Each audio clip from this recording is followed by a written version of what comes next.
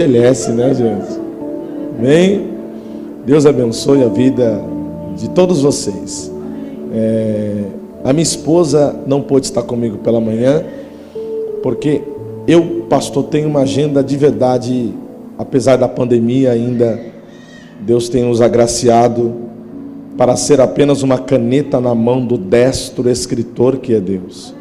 E ontem eu estava em Cajamar, e nós tínhamos uma confraternização com os obreiros da nossa igreja. Não sou pastor local, então minha esposa foi trabalhar. Ela é veterinária. Eu casei com uma veterinária. Ela cuida de animal e eu cuido de gente. Não sei o que é melhor, né? Mas é melhor cuidar de gente. Apesar das pessoas estarem sendo traídas e traindo, nós acreditamos ainda no ser humano, porque Deus é amor. Então nós acreditamos ainda. Eu sempre digo e brinco assim com ela. Então eu tenho uma filhinha de 4 anos, a Helena. Então é uma dinâmica muito grande para trazê-la, porque hoje eu prego agora à noite e eu moro bem pertinho de vocês, aqui em Santo André. É logo ali, né? Então, por isso minha esposa não está comigo. Então, faço sempre menção a ela, porque vai ficar gravado e ela vai saber que eu disse isso, que eu amo ela de coração. Bem? Filemão, versos 10 a 12, diz assim: Peço-te por meu filho Onésimo, que gerei nas minhas prisões, o qual noutro tempo te foi inútil, mas agora a ti e a mim muito útil. Eu te tornarei a enviar, e tu torna a recebê-lo como ao meu coração. O verso 10 diz assim: Peço-te por meu filho Onésimo, que gerei nas minhas prisões. Amém? Tome seu assento com a Bíblia aberta.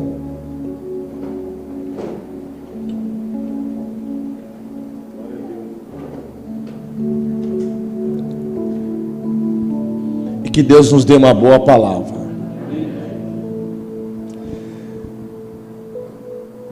Existem personagens na Bíblia que são emblemáticos, são conhecidos, são tão citados,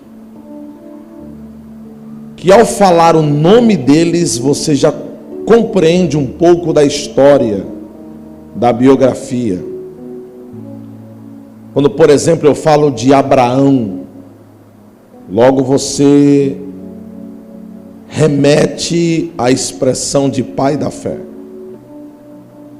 Quando eu falo de Moisés, o maior legislador, profeta, você vai lembrar de textos, como por exemplo, em Êxodo capítulo 3, quando Deus o chama, e ali se revela numa sarça, que é um arbusto no deserto.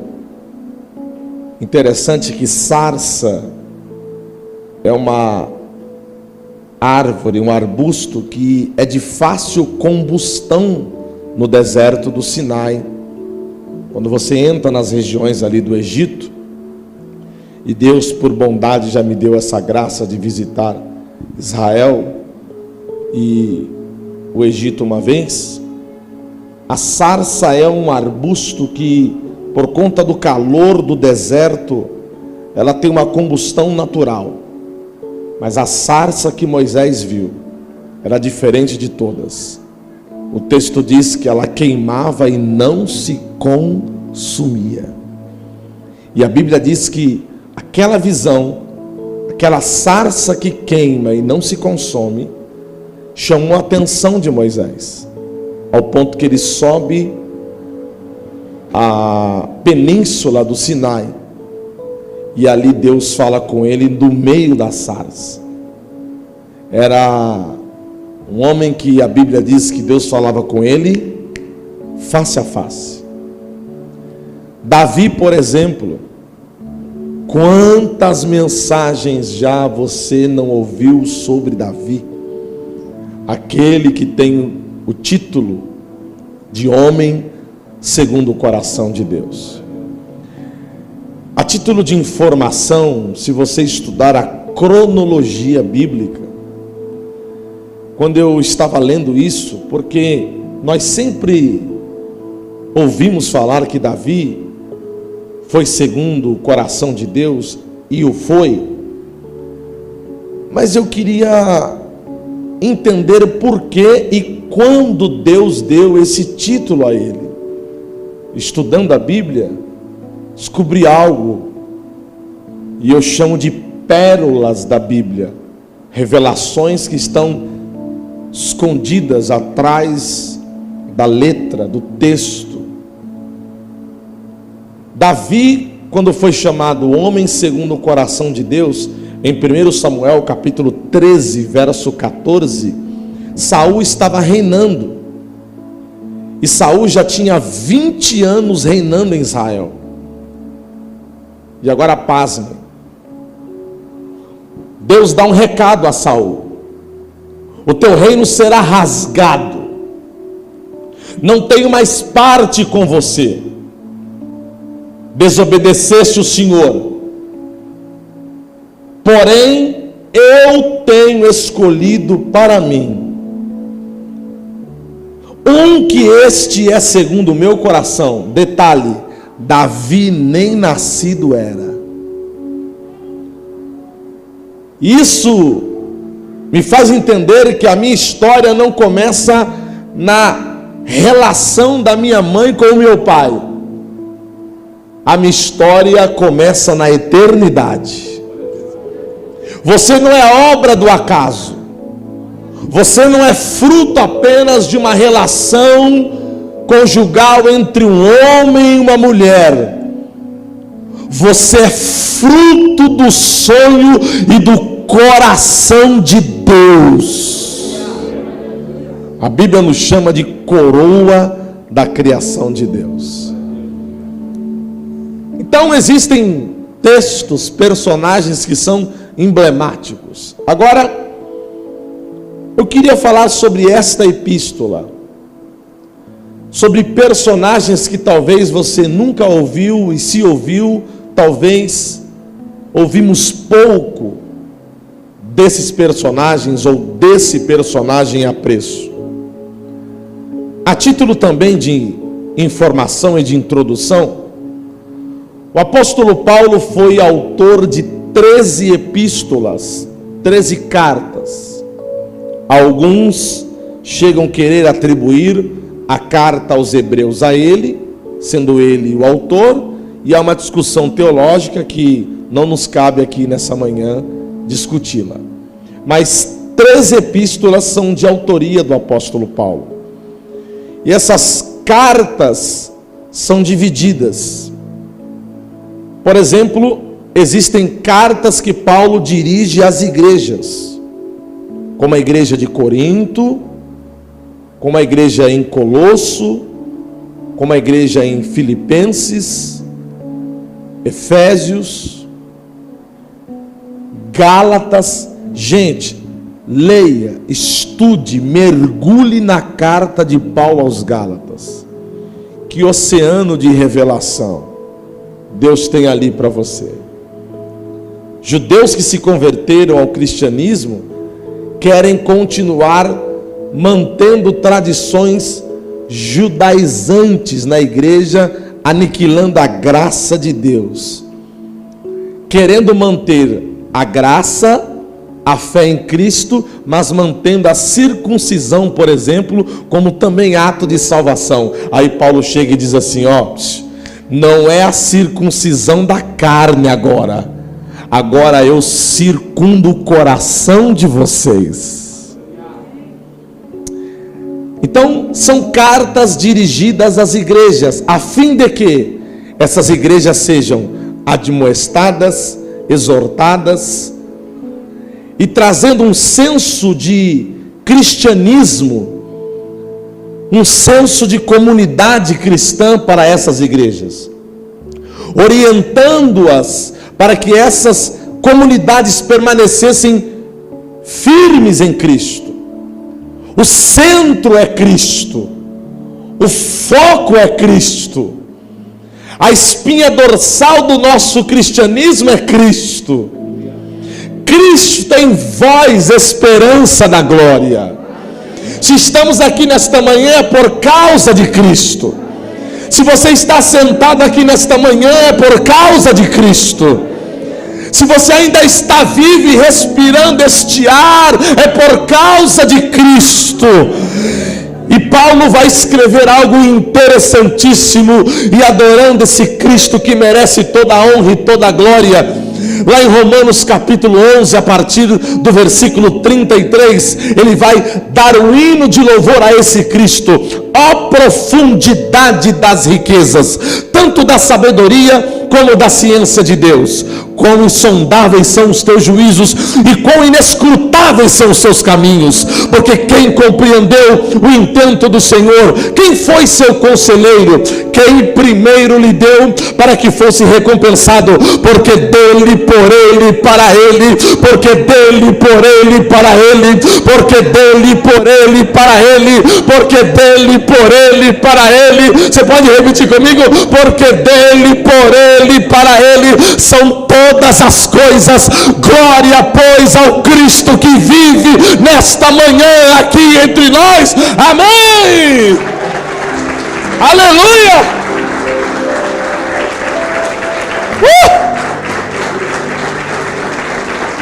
Aleluia. Aleluia. Cristo, a espinha dorsal da nossa fé.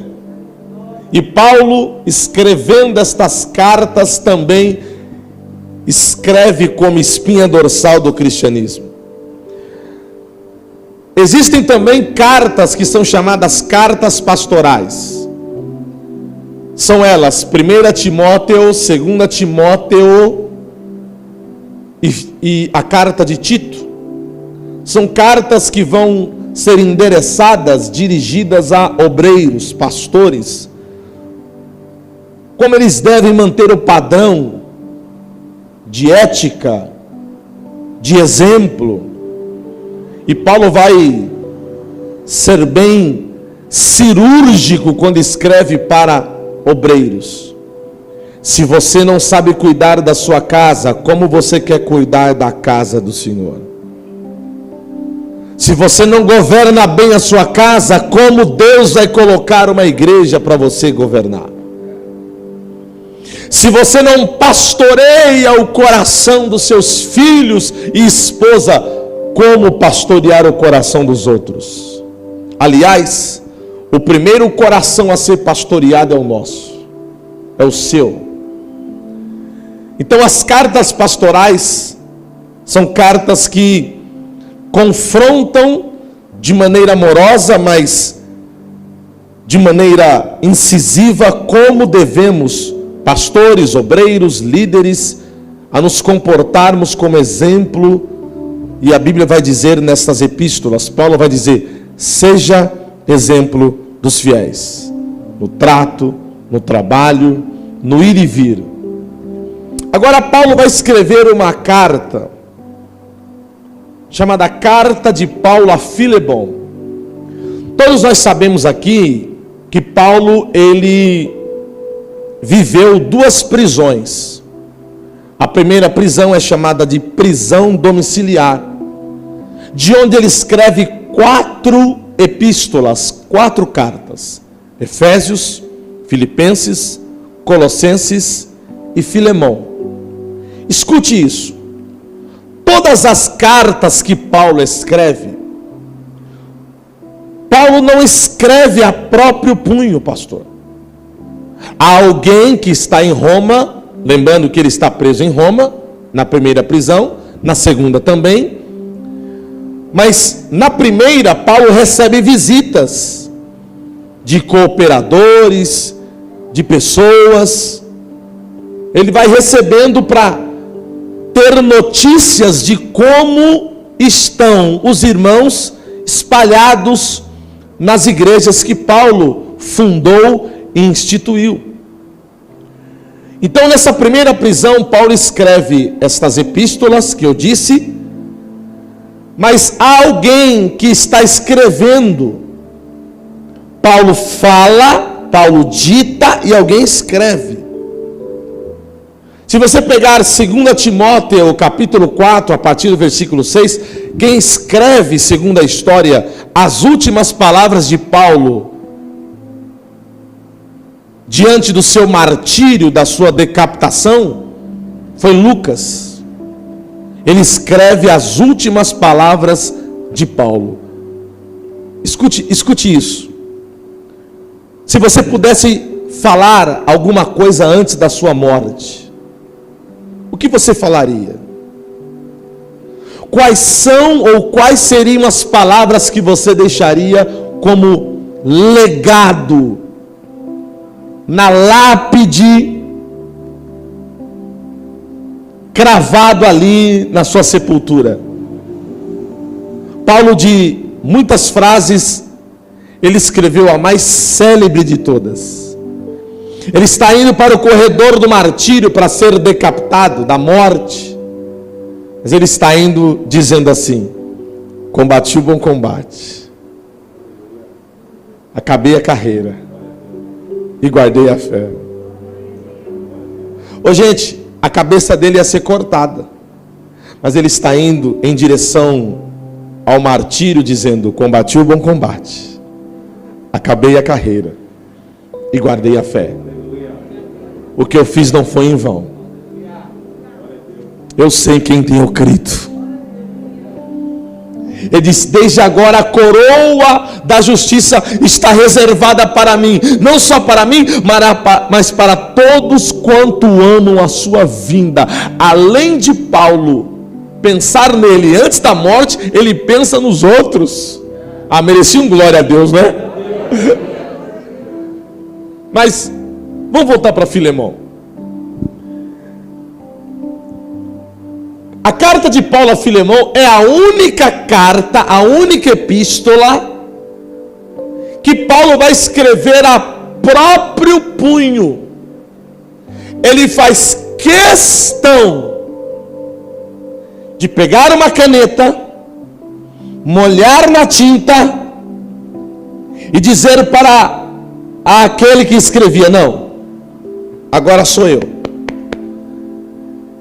Eu vou escrever esta epístola. E ele escreve endereçada a Filemão. Quem foi Filemão, pastor?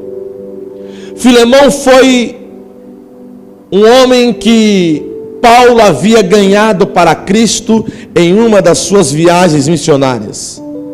Morador da cidade de Colosso. A Bíblia diz que Paulo, quando passa em Colosso, entra na casa de Filemão e ali nasce uma igreja. Porque onde Paulo passava, Paulo formava seguidores de Cristo. Grave isso. Não forme seguidores para você. Não forme discípulos para você. Forme discípulos para Cristo. É claro que você é um modelo. É claro que você é uma inspiração. E deve ser, amém? Mas tudo converge para Cristo. Hoje vivemos uma geração, e a mesma geração que aconteceu lá em Corinto, quando alguém diz assim: ei, eu sou de Paulo, eu sou de Apolo, não, eu só gosto do culto de Pedro. E aí Paulo vai dizer assim: quem é Paulo? Quem é Pedro? Senão um que planta, merece um glória a Deus, o outro que rega, mas na verdade quem dá o crescimento é Deus. Gente, eu amo a vida do apóstolo Paulo. Abaixo de Jesus, no Novo Testamento, para mim, Paulo foi um dos maiores homens que essa terra pôde presenciar. Filemão, em Colosso, antes de conhecer a Cristo, ele era senhor de escravos. Naquele tempo, na cultura grega, ter escravos era parte da sua cultura. Pessoas que trabalhavam ali. Então Filemão tinha essa função. Mas quando Filemão conhece a Cristo, Filemão tem que fazer uma decisão, tem que tomar uma decisão. Eu agora não posso escravizar pessoas, eu agora preciso libertar pessoas. Só o pastor pegou aqui, ninguém pegou. Como é o nome da igreja aqui? Ah, obrigado. A Bíblia diz que Filemão agora, a história vai dizer que Filemão agora está numa incógnita. Eu preciso agora abandonar a minha profissão porque eu prendo pessoas, eu escravizo pessoas. Mas agora, conhecendo a Cristo, a minha função é libertar pessoas. O religioso escraviza pessoas. O religioso aponta o defeito das pessoas e as escravizam, colocando fardos pesados sobre os ombros dessas pessoas. Paulo, no capítulo, ou no versículo 1 da própria epístola de Filemão, ele vai dizer assim: Paulo, prisioneiro de Jesus Cristo. Ô gente, Paulo estava preso em Roma. Mas quando, se você dá um glória, merece um glória, mas pera, deixa eu falar primeiro, tá? Escute, Paulo está preso em Roma. Paulo está automaticamente à mercê da lei de Roma, encarcerado em Roma. Mas Paulo não escreve assim, eu prisioneiro de Roma. Paulo está dizendo assim, Roma prendeu meu corpo, Roma me encarcerou num lugar, mas eu não sou prisioneiro de Roma, eu não sou prisioneiro de César, eu não sou prisioneiro de nenhum homem, eu sou prisioneiro de Jesus Cristo, porque eu sou mais livre do que todos. Eu venho nesta manhã para te dizer que você não pode ser um prisioneiro, que você não pode viver aprisionado em emoções passadas. Você não pode carregar esta bola de chumbo nos seus pés, que não permite você avançar, te escraviza. Conheço pessoas que são escravizadas pelo passado, prisioneiras da culpa. Porque eu não fiz isso, porque eu não tomei essa decisão antes, porque eu não fiz isso ontem, por quê? Filipenses capítulo de número 3, verso 13 e 14, Paulo disse: irmãos, quanto a mim, não julgo que haja alcançado, mas uma coisa eu faço, e é que, esquecendo-me das coisas que para trás ficam, e avançando para as que estão diante de mim, eu prossigo, em tempo de crise, eu prossigo, em tempo de pandemia, eu prossigo, em tempo de guerra, eu prossigo, avançando para as coisas que estão diante de mim, eu prossigo para o alvo. O meu alvo é Cristo, o meu alvo é o céu, o meu alvo é a glória, o meu alvo é a presença de Deus, o meu alvo é ganhar almas. E a palavra alvo, escute, a palavra alvo no grego é escopo ou scopus. Sabe o que significa alvo? Literalmente falando, é aquela linha de chegada quando um corredor atravessa. Paulo está dizendo: cruze a linha. Não, só o pastor entendeu aqui. Quem lembra daquela mulher? Eu não me lembro o nome dela e nem do ano, salvo engano é 94, Olimpíada de 94. Uma mulher, irmãos, ela correu a maratona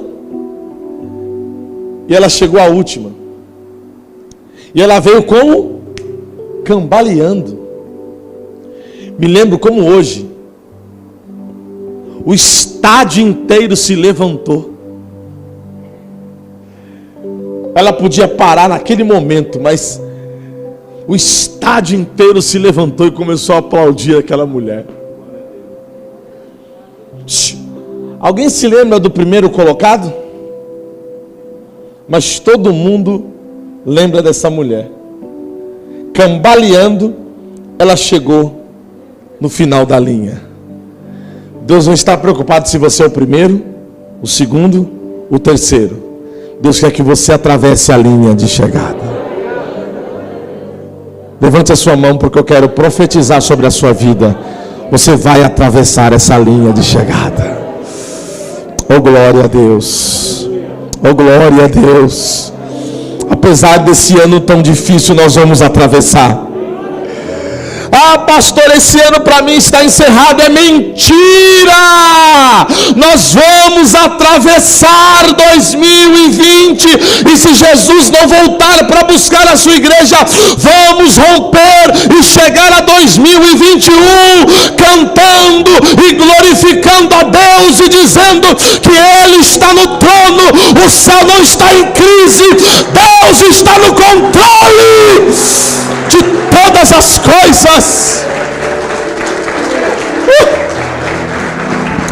Aleluia. Gente, quem me conhece, vocês estão me vendo a primeira vez, não é jargão de pregador, não é. Eu estou sentindo a presença de Deus aqui nesta manhã, e nós vamos romper, querendo os demônios ou não, querendo o diabo ou não, nós vamos romper em meio à crise. Muitas pessoas desanimaram, mas olha você aqui, de tantas guerras. Olhe para o retrovisor e veja o que passou. E sabe o que te acompanhou até hoje? A bondade e a misericórdia te seguirão todos os dias da sua vida. Meu Deus. Mas deixa eu entrar. Eu não entrei em Filemão ainda, né? Vamos entrar. Pastor, o senhor falou de Filemão, que era o senhor de escravos, morava em Colosso. Mas qual é o personagem central da carta? Um homem chamado Onésimo. Onésimo no grego significa útil. Quem foi Onésimo? Existem pouquíssimas informações sobre esta epístola. Mas não é porque existem poucas informações que não deixa de ser uma epístola extremamente empolgante e apaixonante. Onésimo foi um escravo de Filemão, que em dado momento dessa vida de escravidão, ele se cansa. E ao se cansar, a história diz que ele furta algum bem da casa de Filemão, e ele tem que fugir. E a sanção da lei era que ele morresse pelo fato de ter roubado algo do seu senhor. Então, roubando, ele não fica em Colosso, ele viaja para Roma. Interessante que em Roma ele tenta ir para vários lugares. Como eu disse, a história ela nos dá poucas informações, mas uma informação que é extremamente relevante, e nós não sabemos como. Onésimo vai parar na prisão que Paulo está. Onésimo não conhece Paulo, Paulo não conhece Onésimo e nem sabe quem era Onésimo. Mas quando Paulo recebe Onésimo, Paulo não quer saber de onde ele veio,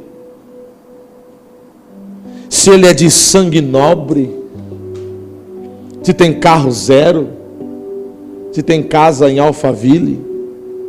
Ninguém deu glória a Deus, né? Hã? Paulo não está interessado nisso. Infelizmente nós, os homens atuais, se impressionam com títulos, com cargos, com fachadas. Esquecemos que por detrás de tudo aquilo há um ser humano. Nós somos tão taxados que a igreja, ela criou-se, ou criaram um rótulo que nós somos homofóbicos. Da onde tiraram isso? Nós amamos a todos, indistintamente. Podemos e devemos, como comunidade, como seres humanos, discordar da prática de tal. Mas o ser humano em si, pastor, dá para desassociar? Claro. Olhe para mim. Você está vendo? Filma aí, irmão. Dá um close aí, viu, irmão? Você está olhando para um testemunho vivo de um ex-dependente químico de crack, que com 17 anos chegou a pesar 35 quilos. Na rua onde eu morava, com a minha mãe, com a minha avó e meu avô, as pessoas diziam: esse aí é caso perdido, vai morrer nas drogas. Eu não roubava, meu negócio não era, meu negócio era droga. E isso há 26 anos atrás. Então você está olhando para um milagre vivo. E eu me lembro que quando eu aceitei Jesus, eu não tinha nem roupa para ir para a igreja, porque eu tirava a roupa do corpo, pastor, para vender. E eu me lembro que eu me converti no avivamento bíblico, meu primeiro culto, eu fui com um chinelo havaiana. E você lembra que naquele tempo a gente colocava, quando quebrava a correia, colocava um pré. Ah, você é desse tempo, hein? Ah. Peguei você agora, hein? Hoje não faz mais isso, a gente tem que comprar novo, né? Colocava um prego e eu não tinha, eu coloquei um prego. Mas eu me lembro que era um banco de madeira, o último banco. E eu com vergonha do chinelo, da minha roupa.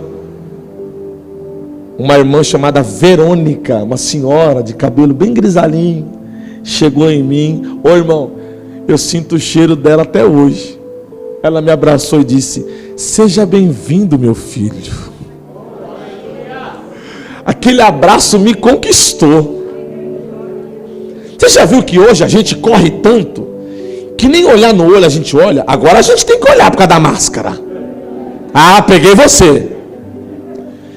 E eu sou pentecostal, né? A gente é meio assim.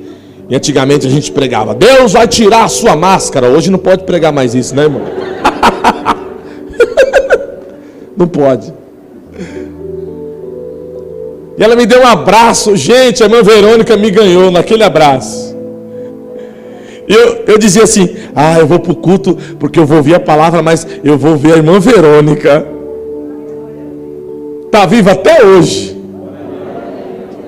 De vez em quando eu vou lá para receber o abraço e lembrar do cheiro dela, para lembrar de onde Deus me tirou.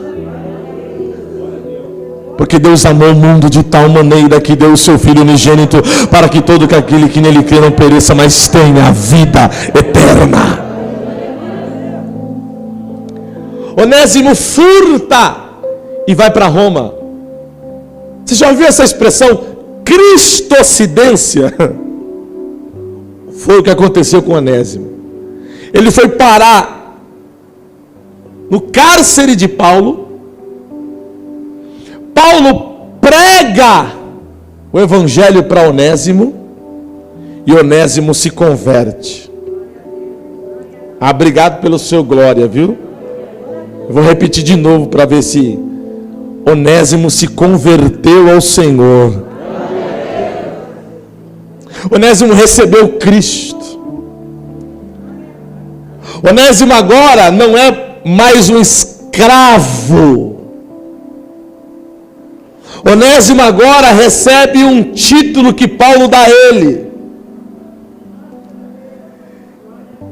Paulo abraça Onésimo. Paulo cuida de Onésimo. E Paulo não chama mais Onésimo de escravo. E aí agora Onésimo vai contar a história da vida dele para Paulo. Mais ou menos assim. E eu estou fazendo uma transliteração. Onésimo, da onde você veio? E ele disse: de Colosso. De Colosso? Eu estive lá pregando o evangelho. Você fazia o quê?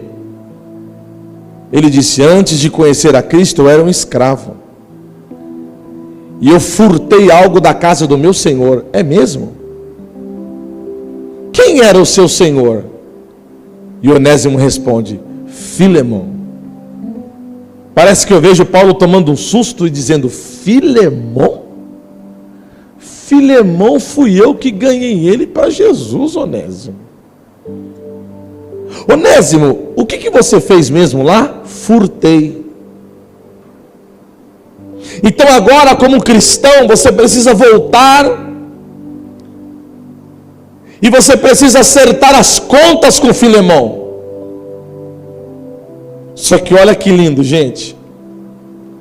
Paulo descarta o escrivão e diz assim: me dá uma caneta, porque eu vou escrever uma carta e você, Onésimo, vai levar para Filemão.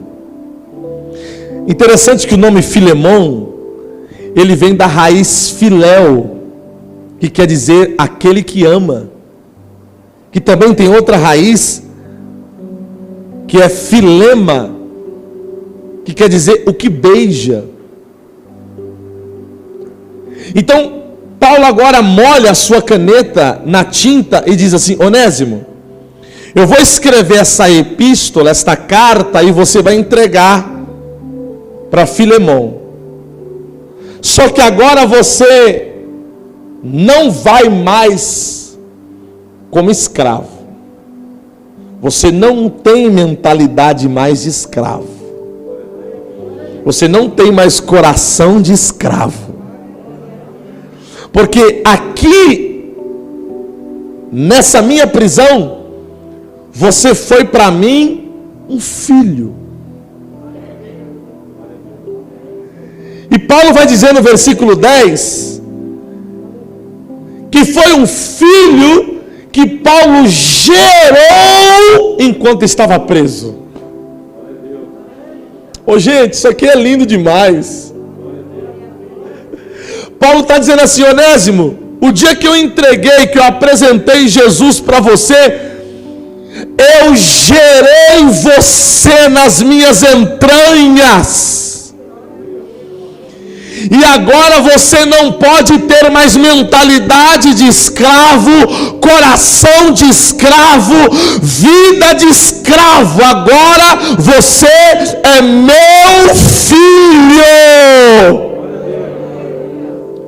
Você não entendeu? Quem é pai e mãe sabe essa linguagem paterna. Eu tenho minha filhinha de 4 anos. Ô gente, quando ela faz uma traquinagem, a gente fica bravo. O nome da minha filha é Helena. Helena no grego significa trovão, relâmpago. Ela é tudo isso aí, irmão. Mas um amor de menina, que todos os dias eu digo a ela, todos os dias: Você é minha melhor amiga, filha. Eu amo você do fundo do meu coração. Aí eu digo para ela: você é o que do papai? E ela diz: princesinha. Ai, irmão, isso quebra a gente, mano. Só que quando ela faz a traquinagem, eu tenho que admoestá-la. Hebreus 12, 7 e 6 diz: porque o Senhor castiga e açoita todo aquele que ama e corrige todo aquele que chama por filho. Filho precisa de 3 coisas: direção, proteção e limite. Mas interessante que quando o filho ele vai pedir alguma coisa para você, você pode estar bravo, ele fez traquinagem, mas quando o filho chega com aquele olhinho, dizendo assim para você: mamãe, papai, fala o que você quer. Não, no coração já está mole. É assim ou não é? E quando o filho quer alguma coisa, fala: mãe, como você está linda, mãe. O que você fez no cabelo, mãe? Pai, como você está musculoso. O que você quer? O que você quer? Me lembro um dia, pastor, que eu estava num lugar, já estou encerrando, num lugar, era um lugar de pastores em São Bernardo. Eu estava ali junto com o pastor Jorge Linhares. Na verdade, eu estava ao lado dele. Estávamos ali com pastores em comum, e o pastor Jorge Linhares ia ministrar. Mas antes do culto fizemos ali momentos de confraternização, isso já há algum tempo. E eu estava sentado ao lado dele, e eu me lembro que o telefone dele tocou, e era o filho dele. Eu estava do lado e comecei a entender a conversa. E aí o filho, depois ele falou na mensagem, o filho começou a ligar e falar: e aí pai, não sei o que e tal, e aí, e ele disse assim: filho, o que você quer? Fala logo o que você quer, pede o que você quer. Para de ficar, eu lembro até hoje, ele disse assim: para de ficar mendigando para mim. Filho meu não mendiga. Você é meu filho. O que você está precisando, meu filho? O que você está precisando, minha filha? Deus me trouxe aqui para fazer você lembrar que você não é um mendigo. Você é filho. Pare de viver com esta mentalidade de escravo, de pedinte, de mendigo. Você é filho do Altíssimo. Você é filho de Deus. E a Bíblia diz que o filho, quando pede ao pai, se pede pão, o pai não dá pedra. Se vós, sendo mau, sabeis dar boa dádiva aos vossos filhos, quanto mais o vosso Pai Celestial não vos dará tudo aquilo que vos pedires.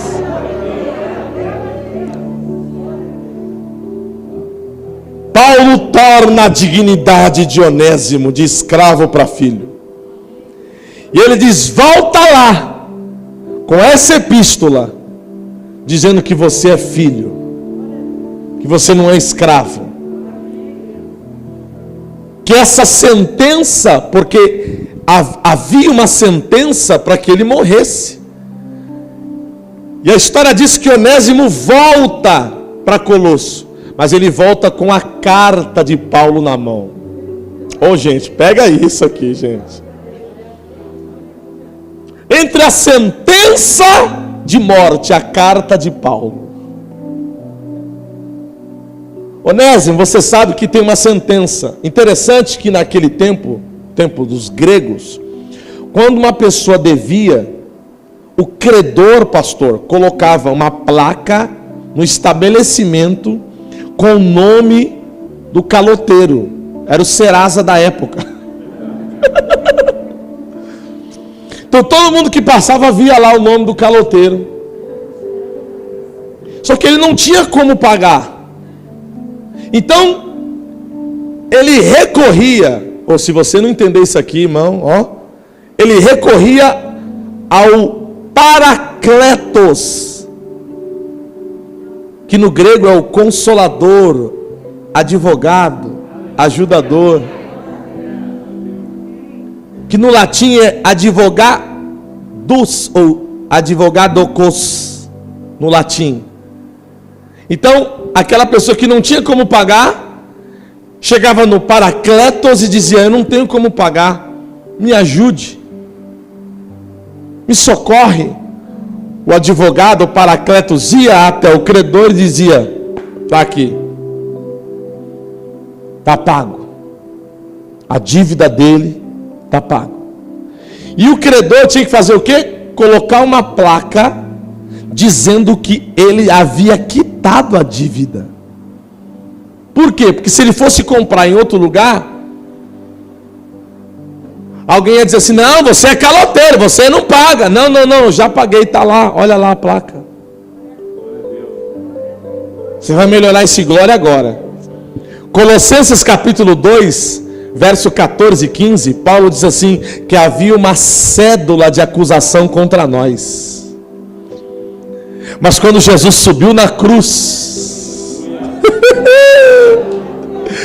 ele cravou essa cédula de acusação que era contra nós, e despojando principados e potestades, triunfou sobre eles.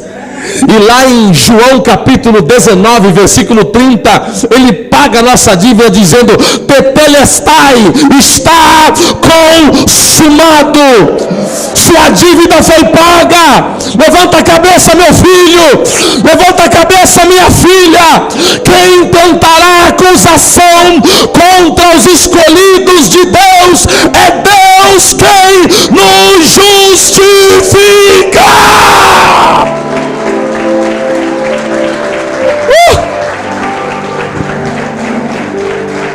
Estou no horário. Mas pastor, com a permissão, posso chamar o ministério de louvor? Cadê o ministério de louvor? Gente, eu fiquei impressionado aqui. Eu falei para o pastor, fazia muito tempo que eu não ouvia louvores assim. Vocês estão de parabéns aqui, viu, gente? Ministério de louvor aqui. Tem um hino que eu gosto muito, que eu cantei quando eu fiquei 13 dias internado, faz 2 meses. Eu peguei tudo, viu, irmão? Eu não orava nem com a mão levantada, com medo de Jesus me puxar. Eu orava assim. Peguei Covid, mas foi sintomas leves. Minha vesícula ficou inflamada. Meu fígado aumentou. E tem gente que fala assim, pastora: não, a vesícula não serve para nada. Se está aí, eu quase morri por causa dela, viu, irmão? E eu cantava lá 13 dias internado, sem poder ver ninguém. Minha esposa, minha filha, só por videoconferência. E eu cantava: eu tenho um Deus que não vai deixar essa luta me matar, o desespero me tomar. Por mais pressão que seja a situação, o controle ainda está na palma de tuas mãos. Vocês sabem esse hino? Não? Então pode cantar qual vocês quiserem. Eu estou encerrando. Ó, a carta de condenação e a carta de Paulo. Quando Onésimo chega, ele entrega a carta que Paulo escreveu. Ele abre.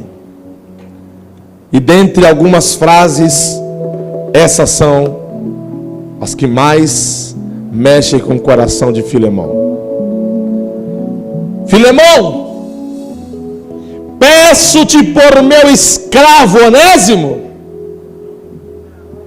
peço-te por meu filho Onésimo, que gerei nas minhas prisões, o qual noutro tempo te foi útil para ser escravo, mas aqui na prisão para mim e para ti foi muito útil.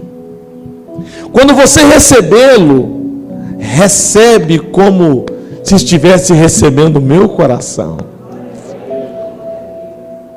No versículo 17, isso aqui é lindo, irmão, isso aqui, gente, é Bíblia, isso aqui é empolgante. Paulo vai dizer assim: assim pois, se me tens por companheiro, recebe-o como a mim mesmo. E se ele ou se te tem feito algum dano ou te deve alguma coisa, põe na minha conta.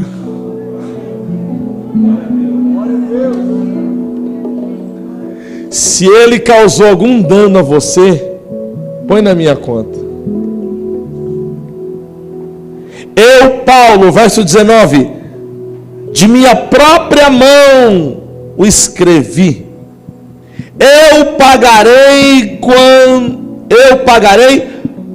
para te não dizer que ainda mesmo a ti próprio, a mim te deves. Paulo está dizendo assim: Filemão, perdoa ele. Sabe por quê? Porque ele conheceu o que você conheceu. E se eu tenho crédito com você, o que ele fez coloca na minha conta. Porque ele para mim agora é muito útil. E ele aqui se tornou um filho. E para encerrar de verdade, a parábola do filho pródigo. Lucas capítulo 15, versículo 20, vai dizer que o filho sai, você conhece a história, e quando o filho volta maltrapilho, sim ou não?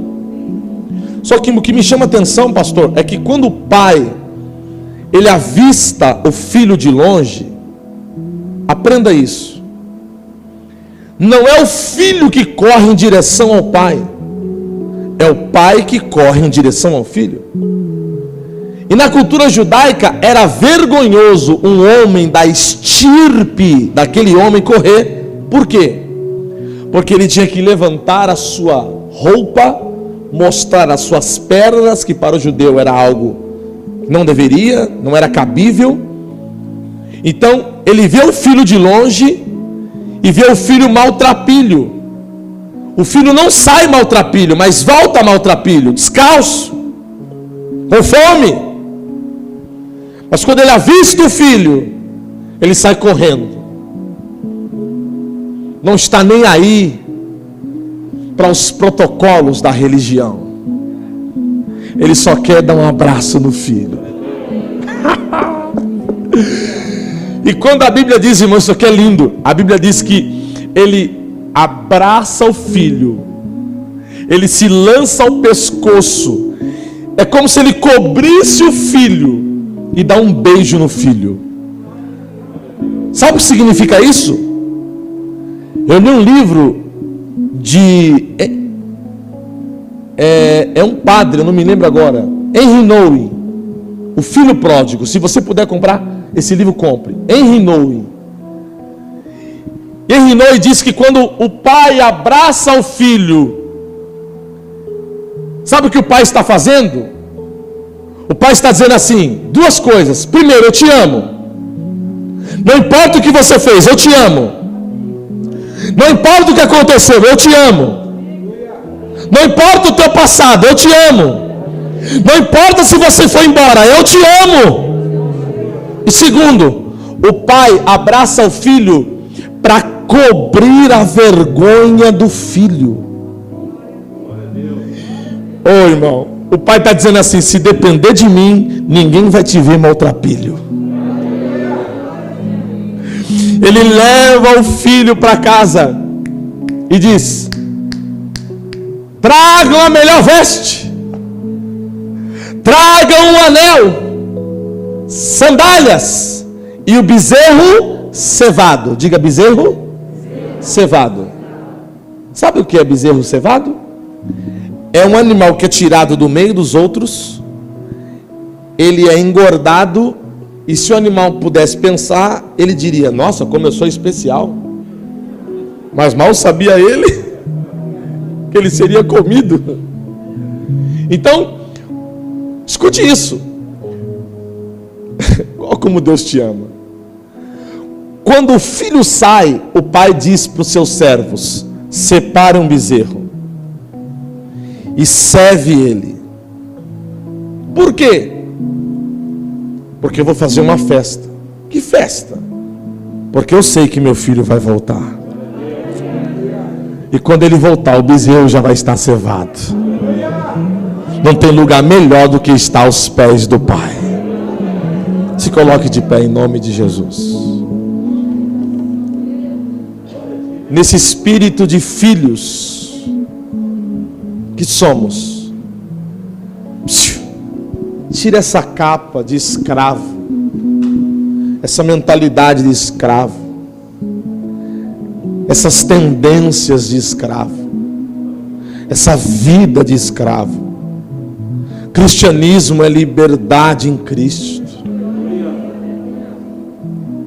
A religião diz: não pode, não pode, não pode, não pode, não pode.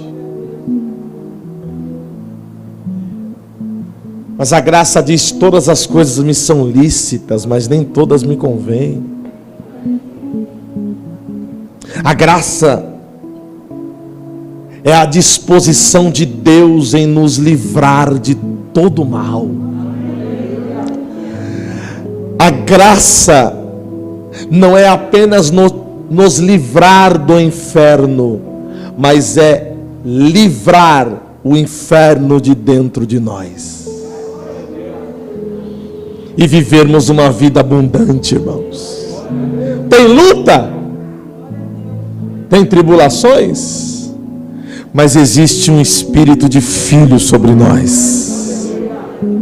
Então, como filhos, não como escravos, não como mendigos, mendigando amor, mendigando afeto. Tem gente que vive assim, mendigando amizade. Não, você não precisa, você é filho. A carta de condenação já foi rasgada, a dívida foi paga, e agora você ora como filho, e Jesus nos ensinou a orar: Pai Nosso. Orabacachandaracalamás. Levante as suas mãos, vamos adorar a Deus.